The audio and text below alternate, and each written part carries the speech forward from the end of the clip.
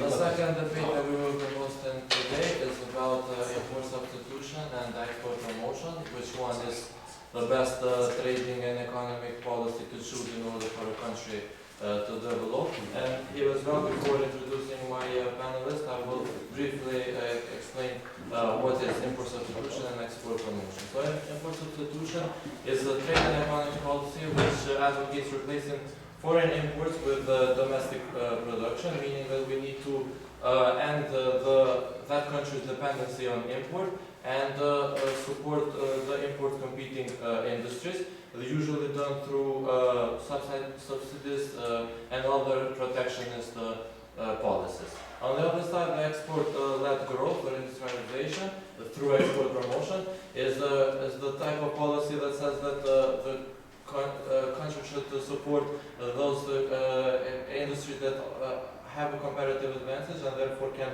export, and this can be done through reduction of tariff barriers, floating change currency, even deliberately sometimes devaluating it in order to increase the export. But to see which are the arguments pro and against, I have here four guests. So without further ado, I will introduce them. We have Andrija Sverka, leader of the Left Party, and Ensin Ahmedi, head of the Union of Independent Trade Unions of Kosovo. And on the other side, we have Anisa Zugaj, analyst of trade policies, and Dur Shahini, economic affairs advisor of the Prime Minister. So without losing very much time, I will direct the first question to Mr. Sverka. We have learned that countries gain from the free trade. So why would imposing tariff help one country to develop? How is that possible? First, thank you very much for your invitation. Yes. As a moderator, I think that you have pretty good knowledge in economic cases, so that's good. So, not all groups inside the country will benefit from free trade. That's why we impose tariffs. Tariffs are created to protect infant industries and developing economies, but are also used by more advanced economies with developed industries. Here are some reasons why we impose tariffs. The imposing of a tariff is often highly in political basis. The possibility of increasing competition from imported goods can threaten domestic industries. These domestic companies may fire workers or ship production abroad to cut costs, which means higher unemployment and less happy population. Second, protecting consumers. A government may impose a tariff on products that it feels could endanger its population. For example, we can assume that South Korea may place a tariff on imported beef from the United States if it thinks that this good could be tamed with disease. Third is infant industries.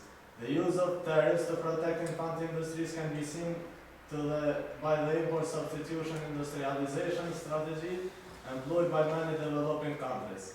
The government of a developing economy will impose tariffs on imported goods in industries in which it wants to foster growth. Fourth one is for national security barriers are also employed by developed countries to protect certain industries that are deemed strategically important, such as those supporting national security. And the last one is retaliation.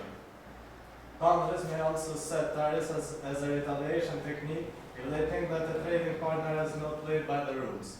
Or retaliation can also be employed if a trading partner goes against the government's foreign policy objectives. So, thank you very much, Mr. Sverka. Now, question to you, Mrs. Zugaj. Can you give us an example of where and how export promotion has been proven to be successful? Thank you. Yes, of course.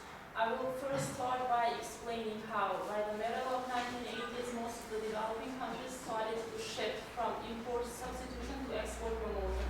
They started to lower the tariff rates, to remove completely the import quotas and other restrictions of trade. In order to have a clear idea of this shift, we look at East Asian countries, including South Korea, China, and India. They implemented policies that reduce the government intervention in the market, and they open the market with free trade. What this led, there are two main effects. The first one is that there was an increase in the volume of trade, which means that there was an increase in exports and imports. And the other factor is that there was a shift, a change in the nature of trade. So developing countries, instead of exporting agricultural goods, they started to export more manufactured goods. The perfect example to show that import substitution is not a good idea compared to export promotion is by looking at India, which is the second largest country in terms of population in the world. It has a population of 1.1 billion people, and it was known to have a super economy over the history. They had the so-called Hindu rate growth, which was growth of only 1% increase compared to the population growth, which is really low. Then after the independence, they implemented strategies of import substitution because they thought that this would increase their development and growth. But what happened is that during that time, India imported almost none of the goods that they could produce domestically, and not just the price was higher that it could have been otherwise by importing those goods, but even the quality was lower. And during that time, by 1970s, the imports and exports of India was only 5% of the total GDP, which is really low. What they did is that they shifted from import substitution to export promotion, and there was an increase in the growth from 1.3%, which was before, to 4%. It is true that India is still a country that is poor, but it is rapidly growing richer, and this is happening every day more. And this argument is one of the strongest arguments that indicates that import substitution is not a good policy. So you should open the trade and become more open to the market in international. Can I counter this argument? I think we'll leave Okay. it for the end because Okay. I want to have. Oh. You're right, that's why you have a plan there. Another factor that has impact on this import substitution technique is the problem of appropriability. How do you want to address that? First, thank you for the invitation here in this session. And basically what appropriation is, it's a problem for public goods. Public goods, during their innovation and research, require really a lot of investments.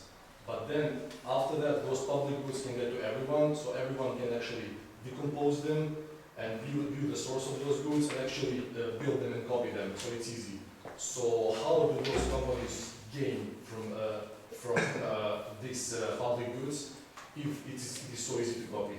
First of all, I would like to say that appropriability is not such a big problem as many economists think. It can be argued against, and there are like several reasons for that. First of all, I will take like one example, so it will be easier for me to explain. But one public good, but it can be related to any public good overall. I will take like software development as an example, and I will first use like 3 arguments to counter this appropriability. First of all, first I'd like to say that actually what the main things are here, like costs and benefits. So actually the benefits has to exceed the costs. So that's the most important thing that matters. First argument against that is that there are actually, in the past we have seen that government and university academics have actually helped a lot of these innovative industries in developing those public goods. So no cost attached. All of this work is for free and contributes to the innovative of the software development. Also, volunteering is a really important concept here, because volunteering applies not only to the academics and government, but to all the people. So people actually contribute to the development of the public goods without asking anything in return. So that actually lowers the cost of producing public goods. The second argument is that the protection against stealing or piracy for software programs. There is actually some protection implied in those softwares, certain algorithms. Are they effective? They are actually effective to some extent. Yes. So some of the programs are effective. It depends on the strength of the company that uses the software. Some of them are not. But actually, it actually reduces the piracy to a high extent. The third argument is, while imitation and copying is easy, this is not the same as realizing the same value of the good. So even if you manage to copy it, you will not be able to do it as good as the original product. But those producers will be hurt. And Those producers will be hurt, but not to that extent that they will not, the cost will not exceed the benefits. Also, firms such as software developers usually use property rights, patents, copyrights, and trademarks. So with their help, their invent is protected, at least to some extent, of course. Another thing for mentioning here towards cost and benefits is that public goods, especially softwares, they are actually, the cost for producing that public good is only once. Then, copying that, producing that good again and again costs nothing. You are selling the product without spending anything in inputs. I would also like to tell one example. For software piracy rate was in the 1995 actually to 46%. Over the years fell to 30, 37 and 36. Annual revenue losses to the global software industry due to piracy in recent years were estimated at around $12 billion. So their losses. Yet the US Department of Commerce determined that real business investment in IT equipment and software more than doubled in the period of 1995 to 1999. From the 240 billions to 550 billions. So they actually improved the investment of that. regardless of The piracy rate of 46%. The software earnings rose from 82 billions until 150 billions. Thank you very much. Now question to Mr. Shaini. The Asian cases that were mentioned here about export promotion are great, but some might argue that correlation does not imply causation. So what would you mean by the view? Well, if we were taking into consideration two variables such as divorce rate and pulp cake, then that statement would be true. Because here we are talking about export, promotion, growth, and economic growth. But let's take the statement and actually make it valid. We would have to say that correlation does not imply causation, except when it does. And in the case of the Asian tigers, it actually did. Because looking at the Asian economies that have recorded the most impressive economic achievements in the past decades, it is impossible to not notice the correlation between the export promotion growth and economic growth, because in most cases high sustained economic growth was preceded by shifts from import substitution to export policies and outward-looking policies, which resulted in export growth rates reaching 20% or above. But the fundamental question for those asking this question about correlation not implying causation would be, do they know how to calculate GDP? Because as we know, net exports is included in the GDP equation. If one side of the equation has to increase, the other has to increase as well. Okay, but still you cannot know which side is. Well, both can export can change and therefore GDP will increase, or the other way around. There you have the correlation between the two. Yes, okay.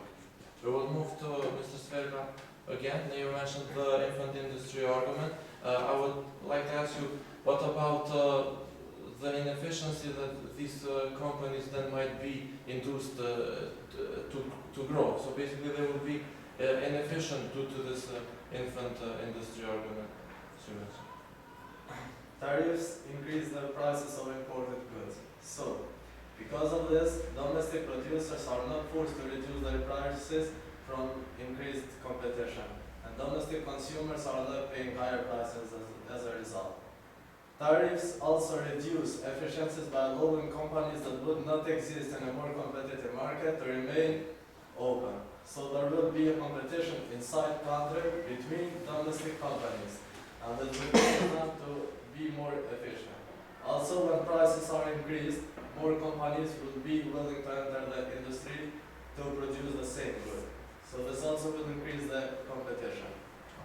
Thank you very much. Have a question? Not 9 Okay, it's very short. It's not fair. Okay, We have a chance to calculate. Okay, and then right now we'll address You are it saying later. that I will, let me ask you the question about, Mrs. Zoga, about the trade. Many are arguing that it will cause an increase in income inequality. What is your answer to that? Will trade actually lead to this? It is true that there are a lot of arguments that indicate that trade can increase income inequality just by looking at how Chinese exports have somehow decreased the wages of middle-skilled workers, middle class in the United States. But we should not conclude that this is right by just looking at one part of the problem. We should also consider that the Chinese trade has increased the growth of Chinese in general, and that led to increase in prosperity and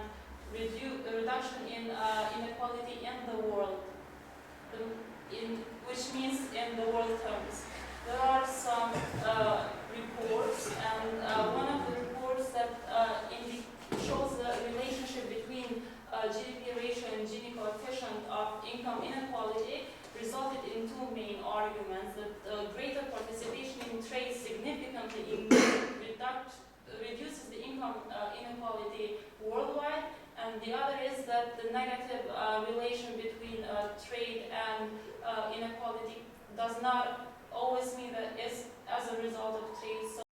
So it means that there are a lot of non-trade factors that can lead to that result. Thank you very much. Now, question for Mr. Hamidi. The empirical evidence, as has been mentioned, is not on the favor of import substitution, because there are a number of countries who have tried these techniques and have failed. What is your answer to that? Yeah, I cannot argue with that. Should I There are actually empirical evidences that there are like counter arguments for import substitution. However, there were not those countries, we are talking about Latin American countries, that imposed this import substitution, actually didn't manage to impose it properly, exactly. So they imposed the import substitution on the industry. So, for example, producing cars. And they didn't have that competitive advantage, comparative advantage in that product when it comes to the world market. So actually they supported this industry without actually gaining anything after, the barriers were off. So the tactics was actually wrong. They should have supported those products that actually they have the comparative advantage in that, and after that they will be able to go into the world market. And the import substitution would then be successful. Exactly. So actually, if I would be like economist of those countries, I would actually impose this import substitution on the products in which I actually have comparative advantage, and protect those industries from being hurt. And after that, after a while, but first there needs to be a promise from their side that each year, as a promise, I will remove some of the protection, like 2 or 3%, so that they will show me the results of their growing. So they're like promised for being able to compete in the world market after a while. Why did you want to Wait, have comparative let's advantage? finish and then we'll ask, because we set a rule. So here in this debate, Kosovo was not mentioned at all, and I would like to relate it. That's why I'm asking the question, Mr. Shahini. Should Kosovo favor export promotion policies, and why, if yes? Yes, sure. Kosovo should engage in export policies, but also it will, as we will see in the next month when the Stabilization Association Agreement will be enforced. And why we should do that? Because we have good infrastructure, we have liberalized trade, we're working on it, and this will lead to economic growth for Kosovo. Why I say that? Because when we engage in export-led growth policies, we also attract foreign direct investment that will come to Kosovo. So basically, by that, we increase our GDP, which will increase incomes, more jobs will be created. And besides this, the government is also planning on a budget for subsidies to encourage domestic production so we can export more. Also, we have comparative advantage in agriculture and other sectors, so it is a good policy for Kosovo. I would like to ask. Now you're over with the questions, and let's start with Mrs. Dogay, since she's the only woman here in the debate. And One of the main arguments but of course, of you mentioned and then you speak, so let's have one of the main arguments of the infant industry is that you should protect that industry in order for the future, because we believe that that industry will have a they have been protecting their manufactured goods for decades. And then when they opened the trade, they started exporting light manufacturers like textiles, but it was not the same with heavy manufacturers that they have been protecting. So how do you know that that infant industry in the future will have a comparative advantage and is worth to protect it now? First of all, it depends from country to country. You need to analyze first in which product you actually have a comparative advantage. What if The you most won't have compar- comparative advantage in that You- product in the future? You must have a comparative advantage. So each country has to have one comparative advantage Now, in at least one product. So it needs to support that product. Now and in the future, if it's protected, it will have more benefits when it is like free trade. So it needs to protect those products. Of course, analysis has to be done which product actually needs to be protected. So these mistakes make those countries in Latin America, they protected the wrong sector. They actually needed to protect the right sector, so in the end they will gain benefit from free trade. How do you know what's right? You don't get my point. So What if in the future, because of things, technology and everything changes, you won't have a comparative advantage in that product anymore? So you have been protecting it for years and it was not worth it. yes, but technology changes, of course. we cannot prevent that. But we need to act. The main reason is economic growth. How can we actually achieve economic growth? So this is actually one of How the can you achieve economic growth if you're promoting import substitution? So you're not importing, maybe it will cost you less to import than have import substitution within your country, because it also could lead to import substitution to some time. So actually you are using import substitution to some extent, to some time, for example 10 years, 15 years, until that import economy rises. So it will be able to compete in the world market. This will bring me to another point, now beyond which mentions that about retaliatory measures.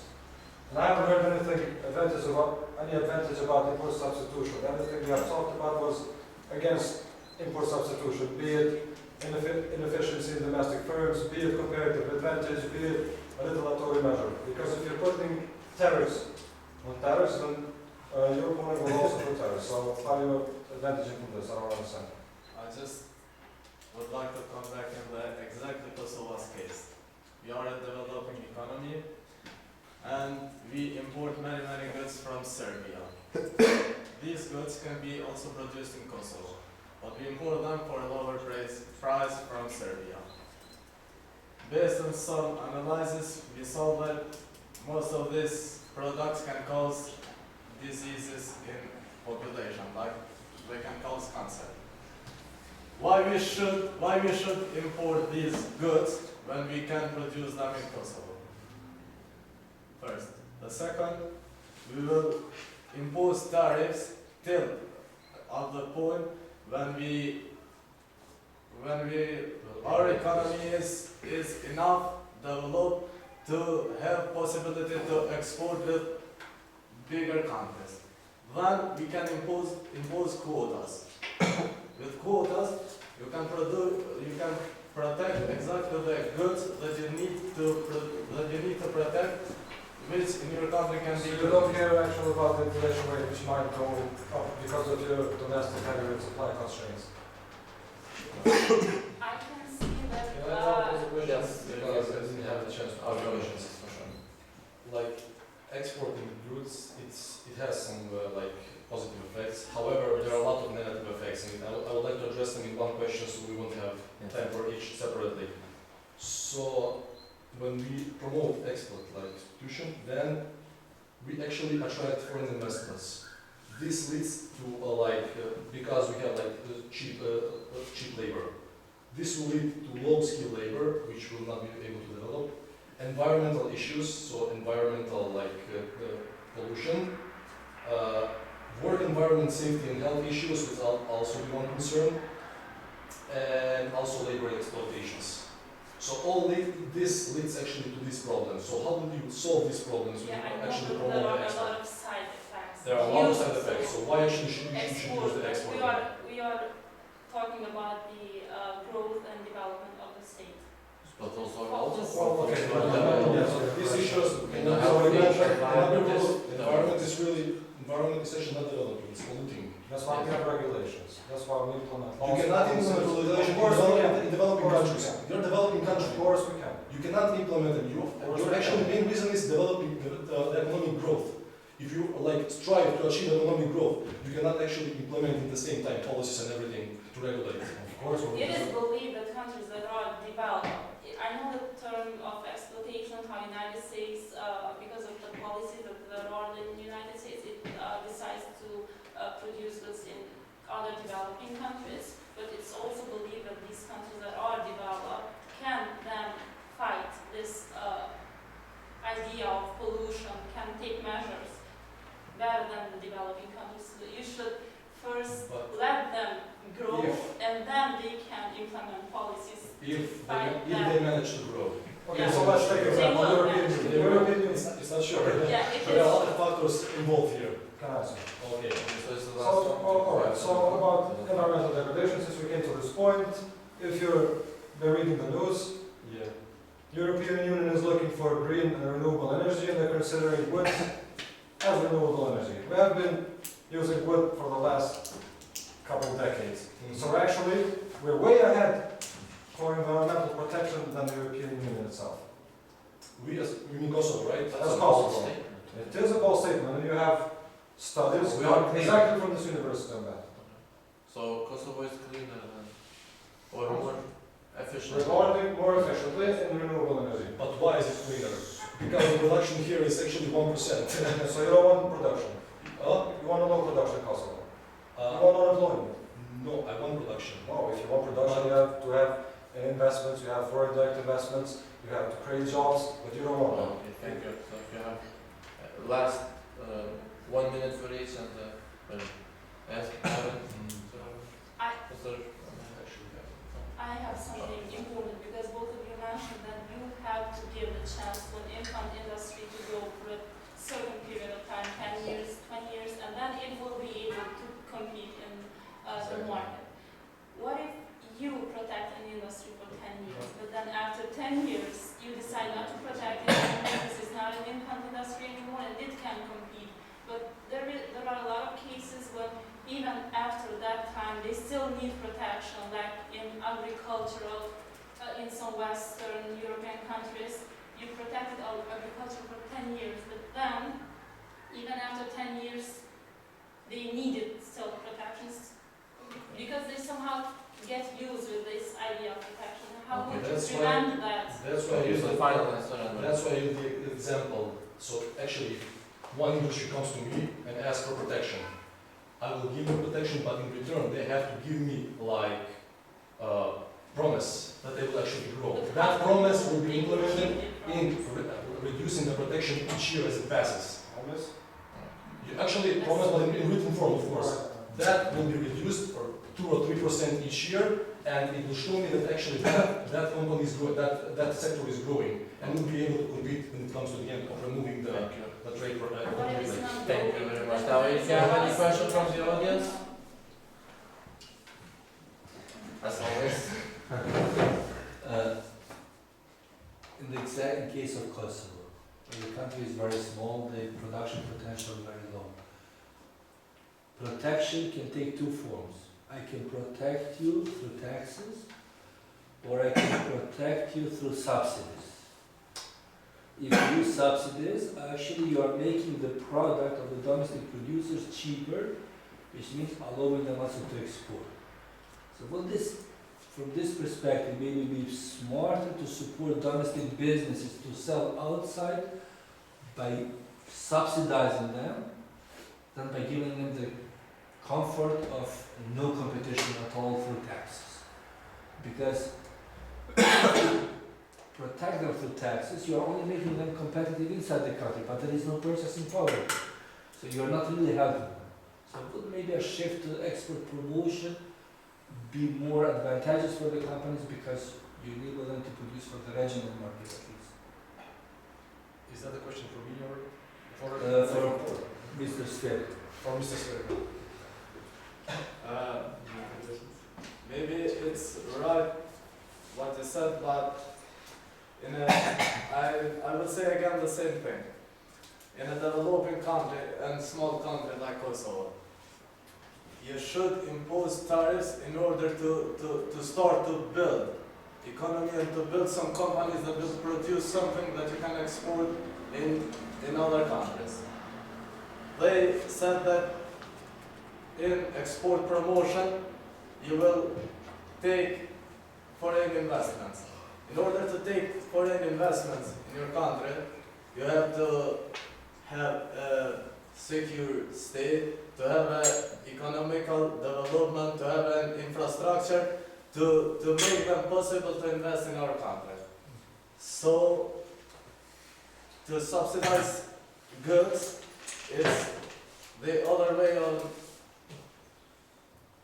economic development of a state and a small state like Kosovo, which is a developing economy. And also subsidizing certain sectors actually didn't prove to be beneficial in some of the examples, because actually those money that are meant to go to some sectors, actually that money actually didn't go to those sectors, because people who are in that link of money transfer to that sector actually pauses and actually disappears through that link. So actually that money doesn't reach that sector that is intended to support. That would be my answer. Any other questions?